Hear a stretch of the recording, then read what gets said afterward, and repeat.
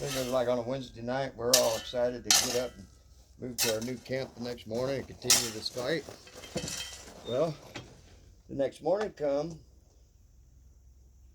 and they said no, they canceled. They called in the middle of the night and says we couldn't do it because they didn't have a campsite permit or something, and they would have took the guy's property or something, some kind of crap like that, or his business license or whatever.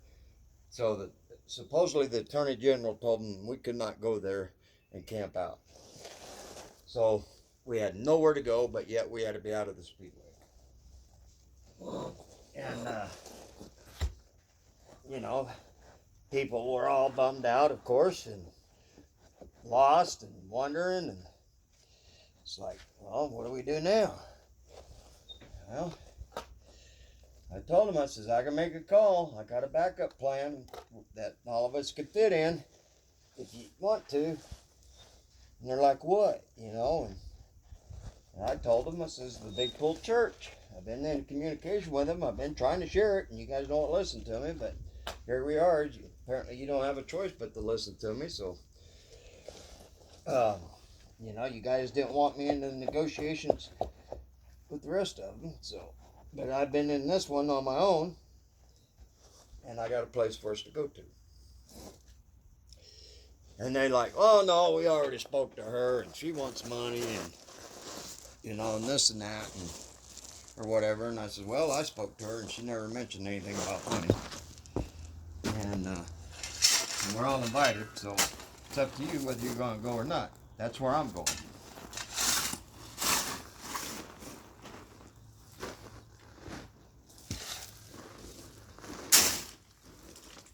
So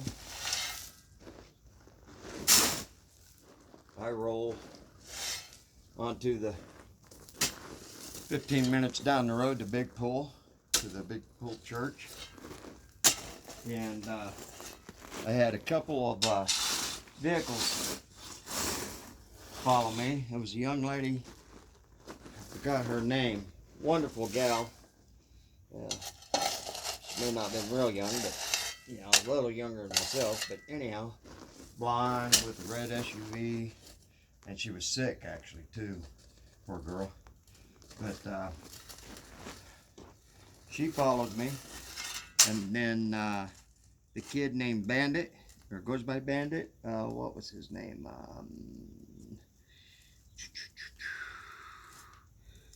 I think it started with a D. David, was it David? I don't remember. Anyways, but I guess they called him Bandit. And then Harry, or Hurry. Yeah, guy called himself Hurry, which I think was Jeff. Is his name Jeff? I don't remember. I met so many people. I met thousands of people, but I don't remember all the names. But anyways, they followed me over there, and she didn't know anything. And like I said, she was sick, so she was kind of incoherent, anyways. And but Bandit and this Hurry guy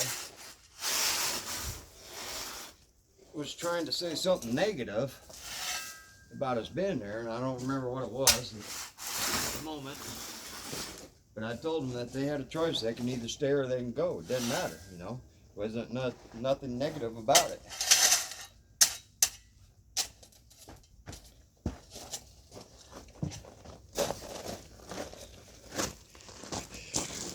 Hopefully you guys catch this volumes. But anyhow, this so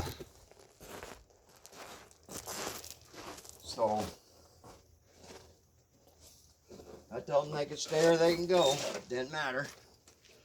And so I went ahead and set up my RV there, because I was pulling a 30-foot fifth wheel trailer, the one with the big eagle on the front of it, big eagle trailer. So I took the time to set up my trailer there, and oh, I don't know, 30 minutes went by, nobody else showed up. And so I'm like, well, I'll run back to the speedway and check on the status of the others to see what they decided to do.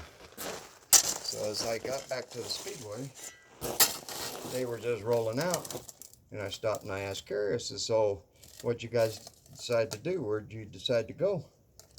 Oh yeah, we're coming over there to the church. I'm like, okay, great. I'll see you guys there. So we all rolled out and went to the church.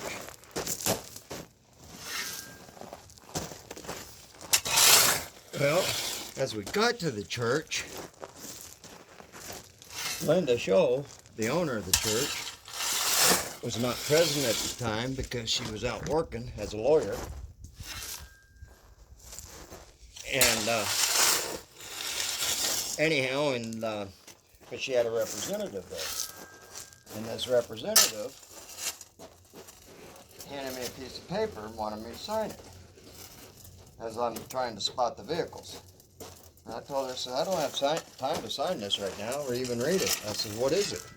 I said, well, this is just kind of like a contract or security deal for Linda. You know, for while everybody's here, just to, you know, protect everybody and stuff. And I said, well, I don't have the time to read it at the moment, but as soon as I get everybody parked, because nobody else was spotting them, I'll read it and we'll go from there. So anyway, so I took it and I went ahead and handed it to Kerry, which parked his camp trailer and then sat there and did nothing. I think, well, anyways, who else was it there that pulled an RV? I don't remember if Neil was there at the moment or not. It was Neil's wife, anyways, was. So I think somebody else was driving that vehicle, but Neil's family was still there. I think Neil had to fly back to Idaho to see his son or something. He wasn't present during that time. But anyhow, so I hand this paperwork that the liaison handed me. I went ahead and handed it to Kerry for him to read it and then get back with me on what he thought of it.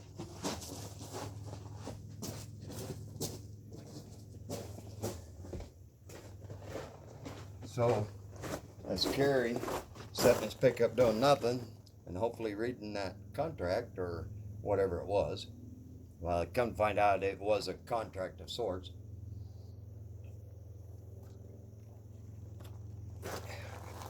Basically a homemade contract made on the fly with language barriers and culture barriers. So it was a little confusing, and it did ask for money, and the money parts were confusing as well. And but I always got people parked for the time being, and was asking, you know, because I was ready to spot the semi-trailers of supplies too, so we could set up the kitchen. But they didn't bring them down. They left them up on the hill at the truck stop. You know, 100, 150 yards away. And, if that far, whatever. But anyhow, so I go and I ask Carrie, so what'd you think of whatever that says? Because I have not read it yet. He said, oh, ain't no way in hell we're paying this money and this and that and stuff. And I'm like, what are you talking about, money? And there's no money mentioned when I spoke to her, personally. You know, or personally on the phone, I should say. And, you know, and stuff. I said, let me read it and get back. So I read it, and what it was asking was for a $2,500 deposit, a $2,500 deposit to cover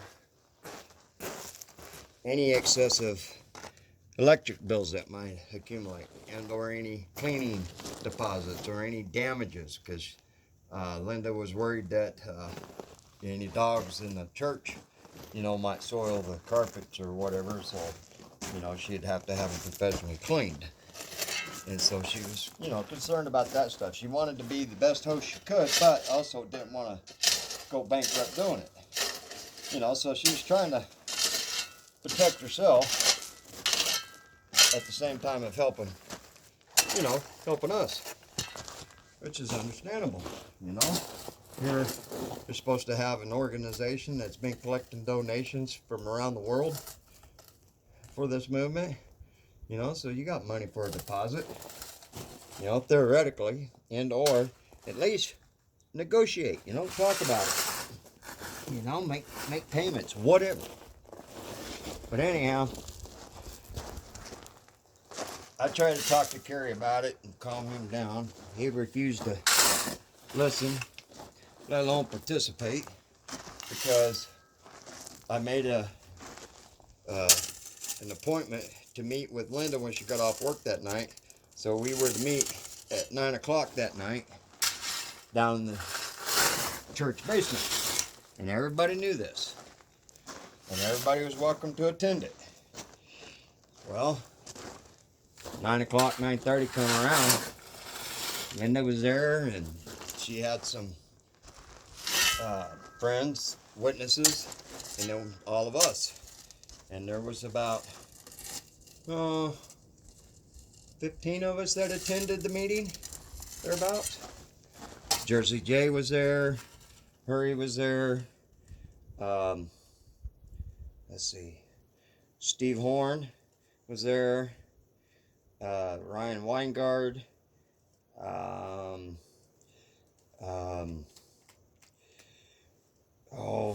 the color guy that's live streams, I forgot his name. Anyways, there was a lot, you know, a lot of regulars that were there. They were there, but no, Sue Palma wasn't there, and I sent somebody out. Oh, Zach and his dad was there. You know, the Jersey boys, or at least Zach was. I think Ron was. His dad was too, if I remember right. But anyways, they were there at the meeting, and I sent somebody to go get Kerry out of the pickup to join this meeting. Well, he tells me, nah, he's too tired. He didn't want to attend the meeting. Now, mind you, he's the one that's supposed to be in charge of the movement, but yet he didn't want to take the time to have a meeting with the host at the church. And so I thought that was odd, but anyway, so we went ahead and had the meeting, and I was the speaker for the group. Nobody else wanted to. Kerry wasn't there to do it. Nobody else was, so I spoke to Linda, and we resolved the communication gap, and she was willing to take payments. So I handed her $100 right out of my pocket, no problem. Here's the start of the deposit. I totally understand and get it. So here's $100 of my money out of my pocket for the first night. All right, because she was wanting $2,500 a month deposit. Okay. Well, I figure, you know, 30 days, that's less than $100 a night for 30 plus vehicles or more that can come in to stay. That was a great deal. You know, she did ask if while we were there, if anybody had time, she would pay for the supplies. Okay.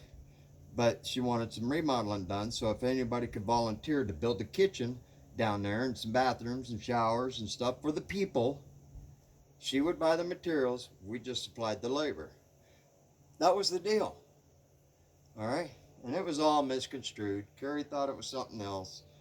He didn't want to attend the meeting. The next morning, I tried to share it with him and or anybody else that didn't attend the meeting. Kerry didn't want to hear it. He turned around and walked off. So he didn't even get the gist of the meeting. Well then, it's a day or two later. In the meantime, during that time, everybody just sat on their butt, did nothing.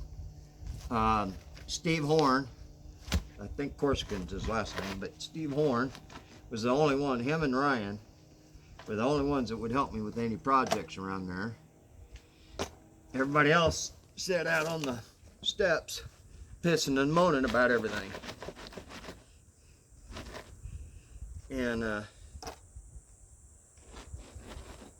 anyhow, and we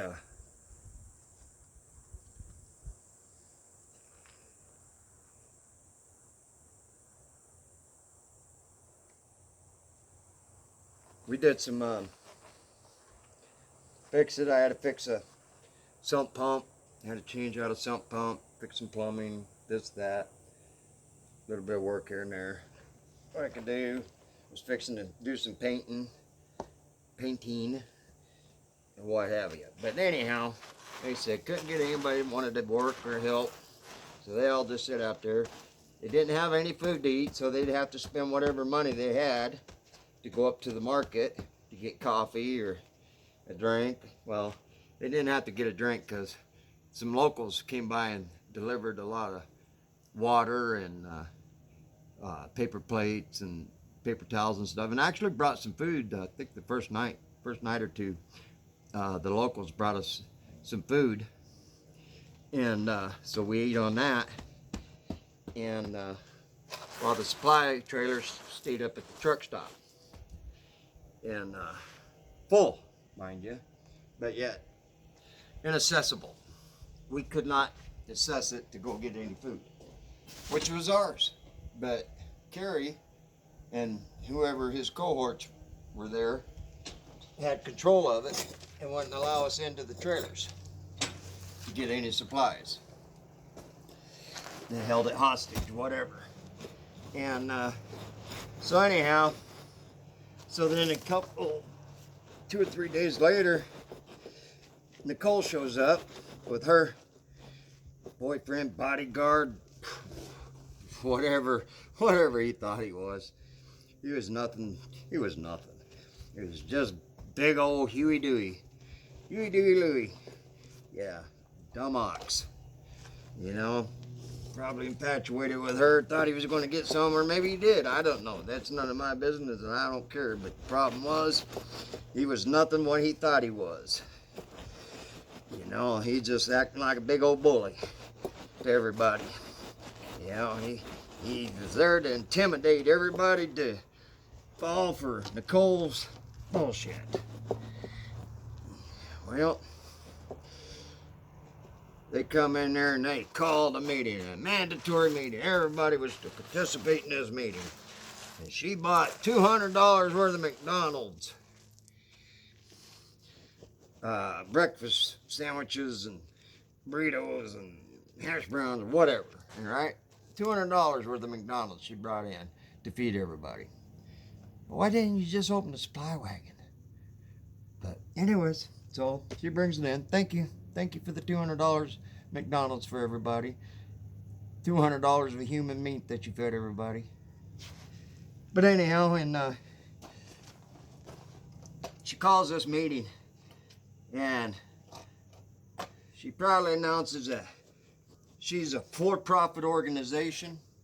American Freedom Convoy is a for-profit organization, and that they spent the last, couple of weeks, whatever it was, running around the country in that SUV with the Soup Nazi and the AR or AK-47 or whatever assault rifle that was, stickered on her vehicle. They ran around to try to promote and get more followers and donations and everything. But anyways, they're for profit, so 501c3 or whatever. Anyways, she said they were for profit, and so she was going to collect any extra monies, put it in her pocket. That's what that meant. And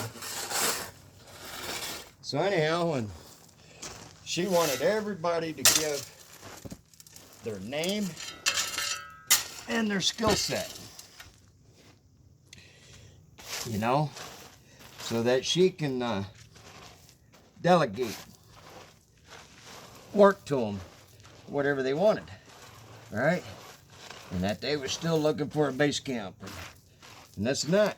And I'm like, well, I think that's a good idea that people can, you know, express what their talents are. And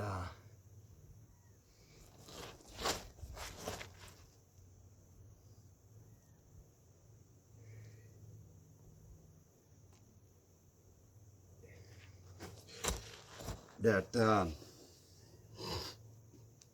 you know, and of course, so that we can all know each other's names, what have you. But anyhow, so she goes around, gets everybody's name and their talents. And so when she gets up to me, I tell her the same thing. I says, hey, Bob Williams handyman, I can do anything. Doesn't matter what it is. Do anything. And so she goes around, finishes up her information gathering, and anyways, when she was done, I went up to her and I said, now I want a copy of that list that you have for myself. Why you want it? For the same reason you do. I want to know everybody's talents, let alone their names.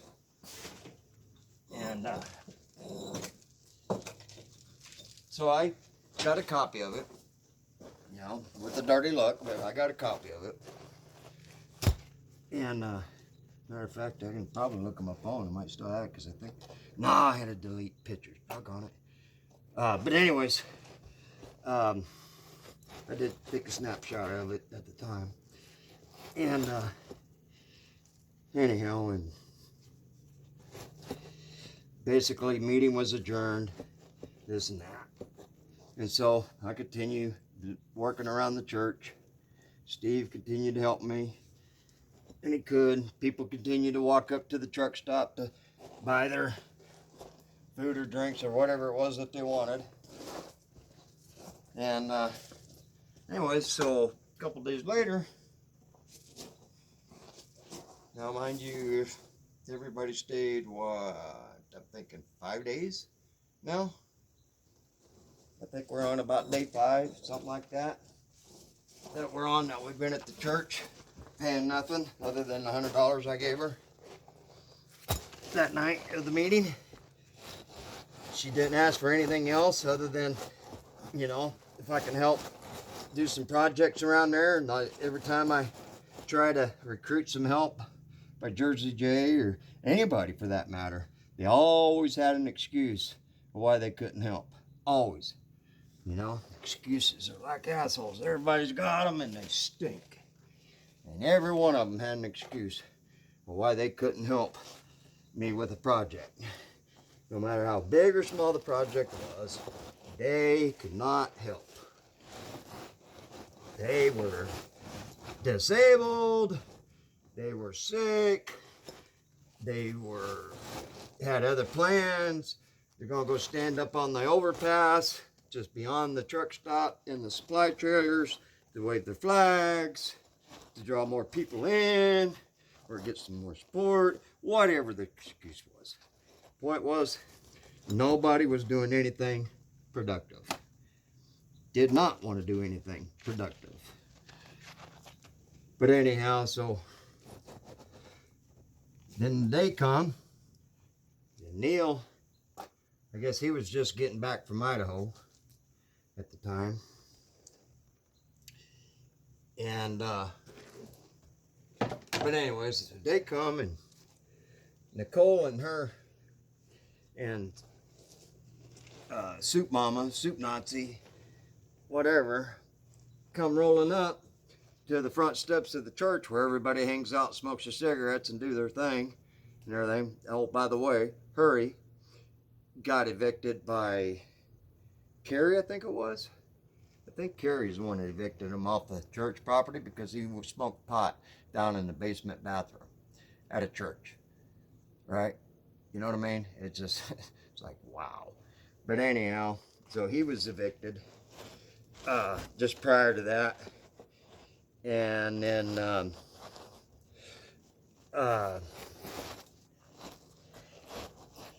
But anyways, so come this day, Nicole, she shows up, and Soup Mama, Soup Nazi, whatever her name is. That's why I kind of wonder if it was Lisa the mayor, but I don't think so. Anyhow, they roll up in that SUV, and just start hollering out for people to come up to her and give her money for a KOA campsite down the road. You know, she's taking up a collection. Hey, everybody, come over here and pitch in so we can go rent this campsite down the road. And, you know, and it was like $100 a night per spot. Something crazy. Maybe it was $45 a night per spot. I don't know. So all I know is there was no reason for it, whatever the cost was. But point is, so she's out there, she's asking for this money from these people that didn't have money. I mean, you know, if they did, it was barely, you know, just barely to get by. And, you know, to eat and whatever. And there's no need to, you know, pay for a campsite. Because, I mean, shoot, they had free stay right there at the church. And, anyway, so she asked me if I wanted to pitch in. I'm like, no, why would I want to pitch in? Says, I got free camping right here. You know, I ain't going anywhere and stuff. You know, what's the big deal about staying here at the church and stuff? And she couldn't answer that, but anyway, so she went back to hollering at everybody else about getting money from them. And so, you know, I'm watching these people come up and give their last dime to her for a campsite. And it's like, I finally approached her and I says, hey, I want to know something. Why are you asking people for money that they can't afford to spend on a campsite that they don't need? Besides, you're supposed to be a for-profit organization. You're supposed to be the lead. You're supposed to be the one making these connections and collecting these donations from around the world or around the country or wherever to support this group.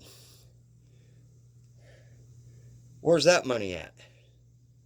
You know, why ain't that paying for that campground that you're wanting? Not that you need it, because you're invited to stay here as long as you want. For free. All you had to do is participate in the upkeep and behavior, the morality, you know, of a church. And she started cussing me. You know, I mean, F this, F that, and who am I to say, and shut my freaking mouth, and I mean, just cussing up a storm. Well, I just started laughing in her face, which all that did was piss her off more. She kept on cussing. Before you know it, here come that old big Huey Louie bodyguard or whatever he was, whatever. He come up and he got in my face, got next, like he was going to do something. I was waiting, because I'd take him out. You know, you guys don't know my training. But anyways, so he come over there, fixing to stroke out in front of me. And then Neil, he showed up and stepped in between Huey and myself, and pulled me off the side and asked me why I was mad. And I said, I'm not mad. I'm anxious. I'm irritated, but I'm not mad. I'm not angry. I'm laughing, because I'm facing evil right in the face, and I laugh at it. She's evil. The organization you guys are doing is evil. Everything you're doing is evil. I said, so I'm laughing at it. I says, it's stupid. It's wrong. And you will be called out on it. And I called you out on it. And you can't face it.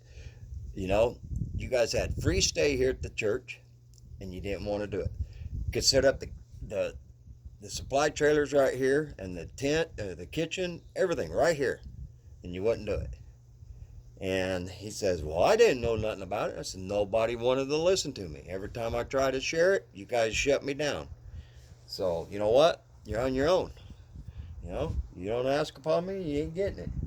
But whatever. So anyways, he said he didn't know, and he apologized. Don't worry about it, but they're going to leave. And so they did. They all packed up and left, all but two people. Two people left, okay? Besides myself. I stayed. Steve Horn, Korskin, anyways, he stayed. And Ryan Reingard stayed. The three of us stayed there at the church for another few days. Yeah, a few days a week. And anyways, they all left and went to, I guess, the KOA campground, whatever. You know, after they left, I don't know what they did. Don't care.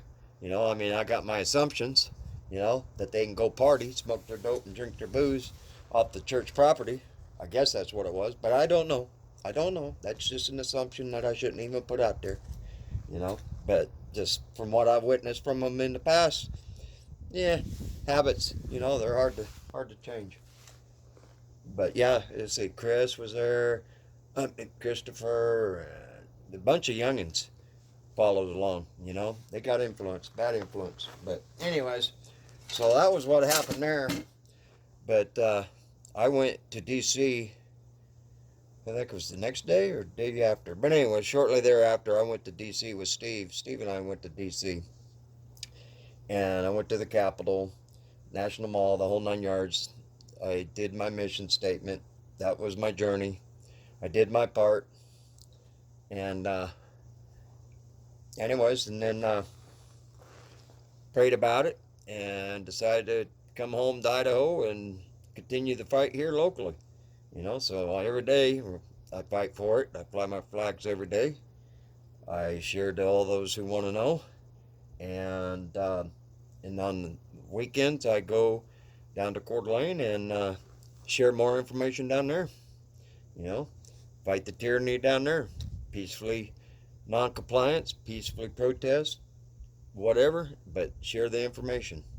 You know, the law of war, the white flag law, 12.4, 12.5, Declaration of Independence, and the Constitution. First Amendment. That's what we need. First Amendment. Use it to its maximum ability.